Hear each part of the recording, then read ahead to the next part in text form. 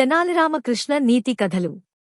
ఒకానొకప్పుడు విజయనగరం అనే సామ్రాజ్యాన్ని శ్రీకృష్ణదేవరాయలు పరిపాలించేవాడు. తెనాలి రామలింగడు శ్రీకృష్ణదేవరాయలకి సలహాదారుడిగా ఉండేవాడు. తెనాలి రామకృష్ణకి దైవభక్తి చాలా ఎక్కువ. నిత్యం దేవుడిని పూజించేవాడు.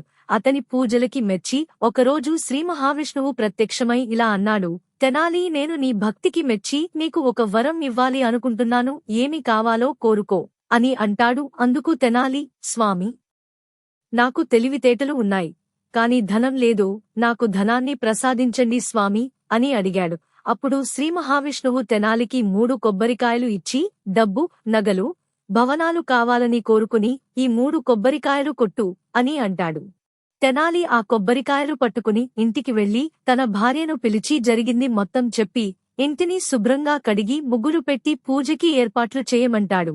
తెనాలి భార్య పూజకు సిద్ధం చేస్తుంది. తరువాత తెనాలి స్నానం చేసి వచ్చి దేవుడికి పూజ చేసి కొబ్బరికాయ కొట్టే సమయానికి తన భార్య తెనాలితో ఏమి కోరుకుంటున్నారో చెప్పండి అని పదే పదే అడుగుతుంది.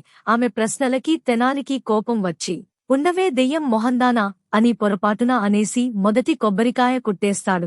అప్పుడు తెనాలి చుట్టూ దెయ్యాలు వచ్చేస్తాయి. తన భార్య ముఖం కూడా మారిపోతుంది. అది చూసి తెనాలి భయపడి ఇవి అన్నీ పోవాలని రెండవ కొబ్బరికాయ కొడతాడు. అప్పుడు అన్నీ పోతాయి, కాని తన భార్య కూడా మాయం అయిపోతుంది. అప్పుడు తన భార్య ముఖం ఎప్పటిలాగే ఉండాలి, తిరిగి వచ్చేయాలి అని కోరుకుని 3వ కొబ్బరికాయ కొడతాడు. ఆమె తిరిగి వచ్చేస్తుంది. అలా 3 కొబ్బరికాయలు అయిపోతాయి. ఈ కథలో మనం తెలుసుకోవాల్సిన నీతి ఏమిటంటే, ఎంతటి తెలివైనవారైనా నోరు జారడం వల్ల సమస్యలు తప్పవు. కాబట్టి మనం ఏదైనా మాట్లాడే ముందే ఆలోచించి మాట్లాడడం మంచిది. ఈ వీడియో గనుక మీకు నచ్చినట్లయితే వీడియోని లైక్ చేసి ఇలాంటి మరిన్ని వీడియోస్ కోసం ఛానల్ని సబ్స్క్రైబ్ చేయండి.